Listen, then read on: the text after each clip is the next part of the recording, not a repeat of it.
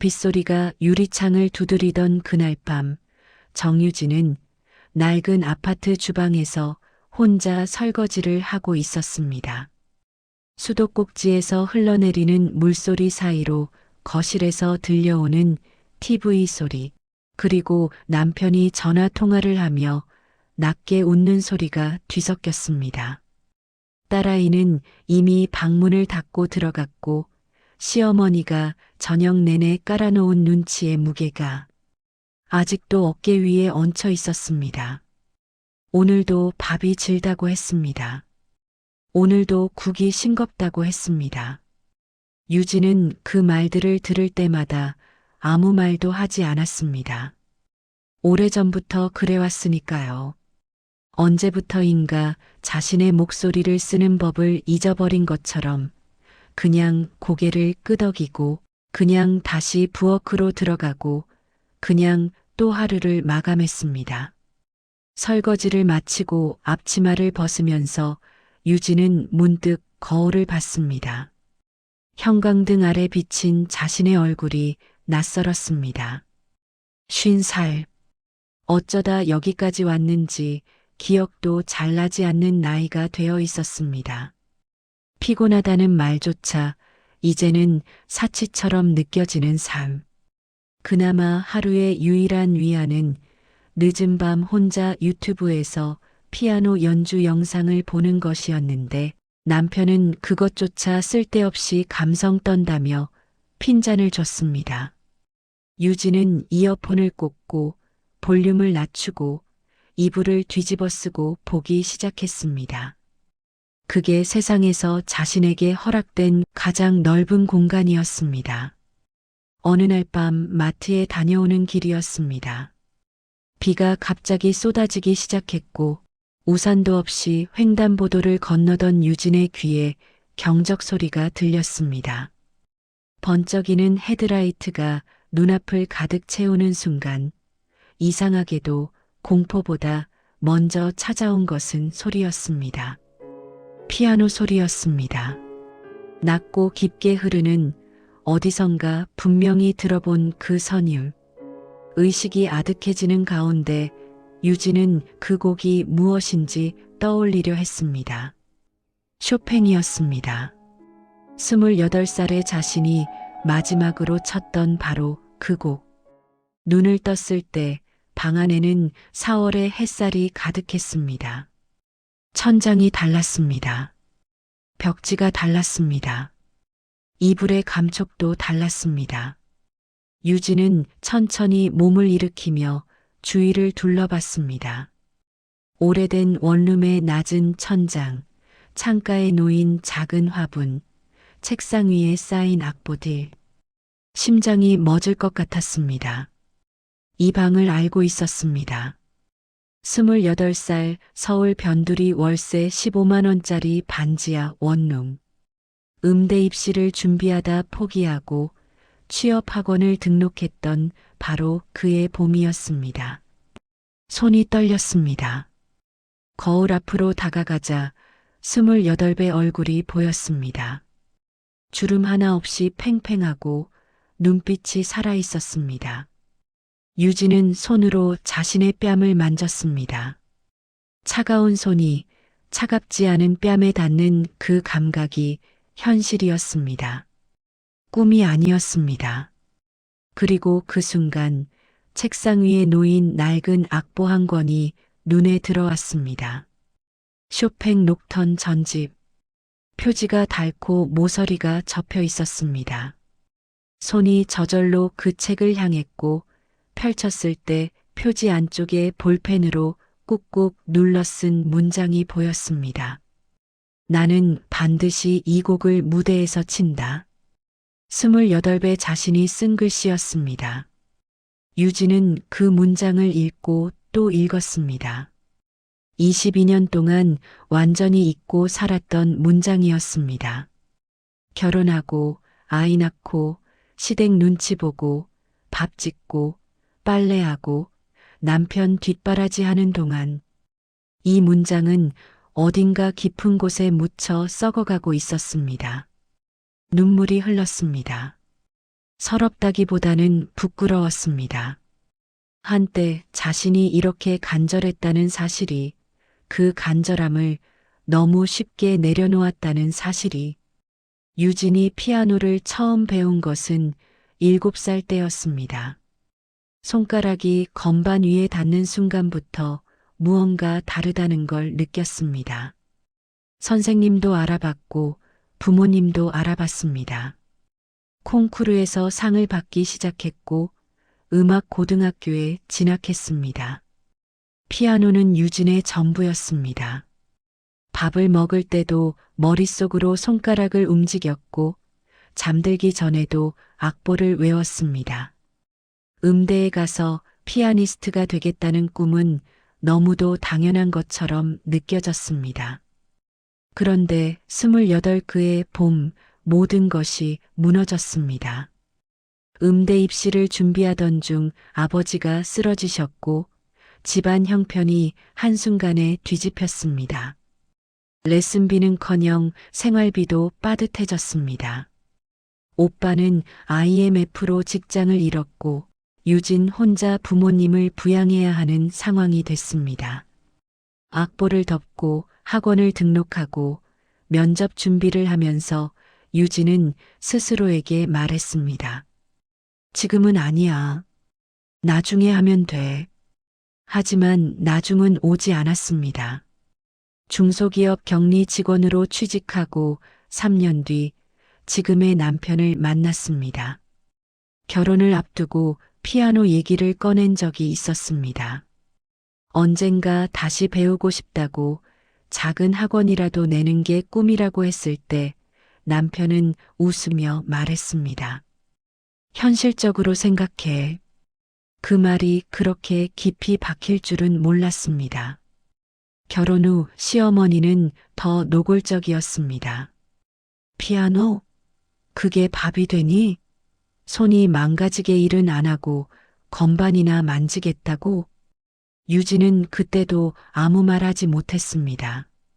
웃으면서 그냥 취미로요. 했다가 결국 그것마저도 접었습니다.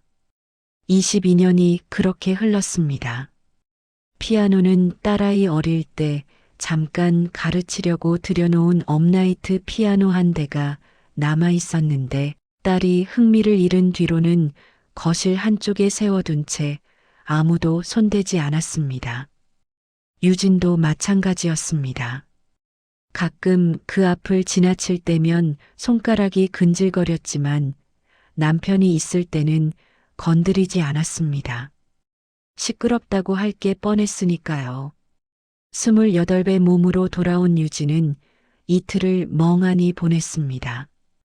이것이 꿈인지 현실인지 어떻게 이런 일이 일어난 건지 아무리 생각해도 알 수 없었습니다. 하지만 한 가지만은 분명했습니다. 다시 주어진 이 시간을 22년 전과 똑같이 흘려보낼 수는 없다는 것. 그 낡은 악보에 적힌 문장이 자꾸만 눈앞에 떠올랐습니다. 나는 반드시 이 곡을 무대에서 친다. 28배 자신이 쓴 그 다짐을 50살의 자신이 이루어야 한다고 생각했습니다. 다음 날 아침 유진은 취업학원 대신 피아노 학원 앞에 서 있었습니다. 문을 열고 들어가 원장 선생님을 만났습니다.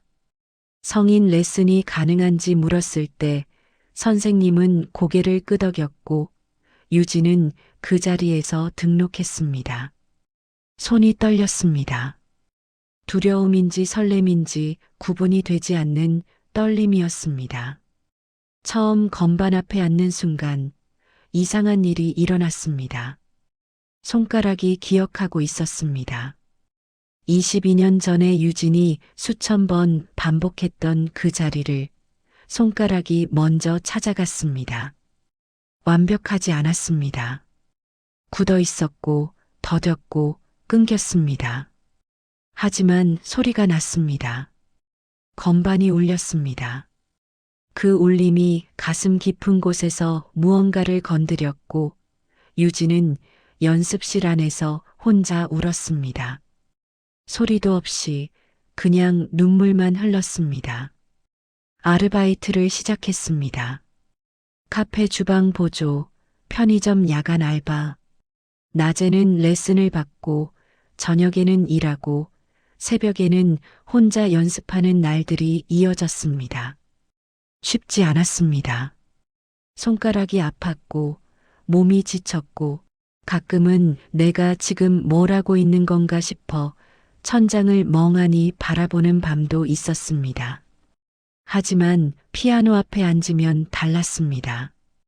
그 순간만큼 유진은 아내도 며느리도 누구의 엄마도 아니었습니다. 그냥 음악을 하는 사람이었습니다. 반년쯤 지났을 때 선생님이 말했습니다. 실력이 붙고 있다고, 이제 무대를 목표로 해보는 게 어떻겠냐고. 지역 소규모 피아노 발표회였습니다. 아마추어 연주자들이 모이는 자리였지만 유진에게는 처음 서보는 무대였습니다. 연습하는 내내 설렘과 두려움이 교차했습니다. 하루에 6시간씩 연습하면서 손가락이 굳은 살로 덮였고 쇼팽의 녹턴이 조금씩 유진의 것이 되어가고 있었습니다. 그런데 발표회를 2주 앞두고 문제가 생겼습니다. 아버지가 또 쓰러지셨습니다. 병원에서 연락이 왔을 때 유진은 연습실 한가운데 앉아 있었습니다. 가방을 집어들고 달려가면서도 머릿속에는 방금 연습하던 악보의 선율이 맴돌았고 그 사실이 또 죄스러웠습니다. 병원에서 며칠을 꼬박 세우며 간호를 하고 집으로 돌아왔을 때는 발표회까지 닷새밖에 남지 않은 상황이었습니다. 손은 굳어 있었고 몸은 기진맥진했고 피아노 앞에 앉아도 음이 제대로 나오지 않았습니다. 포기할까 생각했습니다. 어차피 작은 발표회고 아무도 나를 주목하지 않는 자리인데 굳이 이 상황에 나가야 하나. 스스로를 설득하려 했습니다. 하지만 그 순간 머릿속에 낡은 악보의 문장이 떠올랐습니다. 나는 반드시 이 곡을 무대에서 친다. 28배 자신이 썼던 그 다짐이 포기하려는 마음을 붙잡았습니다. 유진은 다시 건반 앞에 앉았습니다. 발표회 당일은 쌀쌀한 11월 저녁이었습니다. 작은 문화센터 강당, 100명도 채 되지 않는 좌석. 연주자들은 대부분 10대, 20대였고 유진처럼 중년인 사람은 거의 없었습니다. 대기실에서 손을 맞잡고 있는데 손이 차가웠습니다. 심장이 빠르게 뛰었습니다. 긴장되냐고 옆에서 선생님이 물었을 때 유진은 고개를 끄덕이면서도 웃었습니다. 무서운데 도망가고 싶지는 않았습니다. 태어나서 처음으로 그런 기분이었습니다. 이름이 불리고 무대로 걸어 나갔습니다. 조명이 생각보다 밝았습니다. 피아노 앞에 앉아 건반을 바라보는 순간 객석의 소음이 사라지는 것 같았습니다. 손을 올렸습니다. 첫 음이 울렸습니다. 쇼팽 녹턴 20번. 유진이 28살에 마지막으로 쳤던 그 곡이었습니다. 처음 몇 소절은 손이 약간 떨렸습니다. 하지만 음악은 이상한 것이어서 한번 흐르기 시작하면 연주자를 데리고 갔습니다. 유진의 손이 움직이기 시작했고 호흡이 음악과 맞춰졌고 어느 순간부터는 긴장이 아니라 무언가 뜨거운 것이 가슴에서 올라왔습니다. 22년 동안 꾹꾹 눌러두었던 것들이 손끝을 통해 건반으로 흘러내리는 기분이었습니다. 포기했던 밤들, 아무 말도 못하고 혼자 삼켰던 눈물들, 현실적으로 생각하라던 말에 고개를 끄덕였던 순간들, 그 모든 것들이 음악이 되어 강당 안을 가득 채웠습니다. 마지막 음이 울리고 손가락을 건반에서 떼는 순간 정막이 찾아왔습니다. 그리고 박수가 터졌습니다.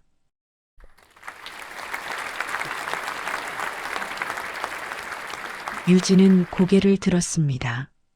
앞줄에 앉은 여자아이 하나가 눈물을 훔치고 있었습니다. 15쯤 되어 보이는 아이였는데 눈이 마주치자 그 아이가 활짝 웃었습니다. 유진도 웃었습니다. 눈물이 흘렀지만 닦지 않았습니다. 무대에서 내려오는데 선생님이 달려와 손을 잡았습니다. 정말 잘하셨어요. 라는 말에 유진은 그냥 고개를 끄덕였습니다. 말이 나오지 않았습니다. 공연이 끝나고 로비에서 그 여자아이가 다가왔습니다. 피아노 정말 잘 치신다고, 너무 감동받았다고. 그러면서 아이는 이렇게 말했습니다. 우리 엄마도 피아노 치는 걸 좋아하는데 저 때문에 바빠서 못 배운다고 해요. 이 공연 보여드리고 싶어요. 엄마도 이렇게 언젠가 무대에 서면 좋겠다고 생각할 것 같아서요. 유진은 그 말을 듣는 순간 가슴이 먹먹해졌습니다. 누군가의 엄마가 꿈을 포기한다는 것이 어떤 의미인지, 그리고 그 꿈을 다시 꾼다는 것이 주변 사람에게 어떻게 보이는지를 그 아이의 말에서 동시에 느꼈습니다. 그날 이후 유진의 하루는 달라졌습니다. 무대에 서고 나서야 알았습니다. 완벽하지 않아도 된다는 것을, 화려하지 않아도 된다는 것을, 누군가에게 인정받지 않아도 그냥 자신이 좋아서 하는 것만으로 충분하다는 것을. 아르바이트를 계속하면서 레슨도 계속했습니다. 실력이 붙을수록 선생님은 더 어려운 곡을 제안했고 유진은 거절하지 않았습니다. 욕심이 생겼습니다. 22년 동안 한 번도 가져보지 못했던 종류의 욕심이었습니다. 자신을 위한 욕심. 1년 뒤 유진은 동네 주민센터에서 성인 피아노 강습을 시작했습니다. 강사로서의 첫 수업이었습니다. 수강생들은 대부분 40대, 50대 여성들이었습니다. 다들 비슷한 이유로 포기했던 분들이었습니다. 아이 때문에, 남편 때문에, 시간이 없어서, 돈이 없어서. 유진은 첫 수업 날 악보를 나눠주기 전에 먼저 이렇게 말했습니다. 지금 시작해도 늦지 않았습니다. 꿈에는 유통기한이 없거든요. 그 말을 하면서 유진 자신이 가장 먼저 울컥했습니다. 28배 자신에게, 그리고 22년을 꾹 참으며 살아온 자신에게 하는 말이기도 했으니까요. 2년이 지난 지금 유진은 조그만 피아노 교습소를 운영하고 있습니다. 거창한 간판도 없고 넓은 공간도 아닙니다. 하지만 매일 그 공간에 들어설 때마다 유진은 한 번도 후회한 적이 없습니다. 아침 햇살이 들어오는 연습실, 건반 위에 얹는 손, 그리고 처음 소리를 낸 학생들의 눈빛. 그것으로 충분했습니다. 책상 서랍 안에는 낡은 악보가 있습니다. 표지 안쪽에는 여전히 그 문장이 남아 있습니다. 나는 반드시 이 곡을 무대에서 친다. 이제 그 아래에 줄을 하나 더 그어두었습니다. 그리고 이루었다. 누군가는 묻습니다. 포기했던 꿈을 다시 시작하는 게 두렵지 않았냐고. 솔직히 말하면 두려웠습니다. 잘못하면 어쩌나, 너무 늦은 것은 아닌가, 남들 눈에 우습게 보이지 않을까? 그 두려움은 사라지지 않았습니다. 다만 두려움보다 더 큰 것이 생겼을 뿐입니다. 다시는 그 악보를 서랍 속에 묻어두지 않겠다는 마음. 늦었다고 생각하는 그 순간이 사실은 가장 이른 순간이라는 것을 유진은 이제 압니다. 삶의 두 번째 챕터는 나이가 아니라 용기에서 시작된다는 것도 오늘도 연습실에 불이 켜집니다. 유진의 손가락이 건반 위에 올라갑니다. 첫 음이 울립니다. 그것으로 충분합니다.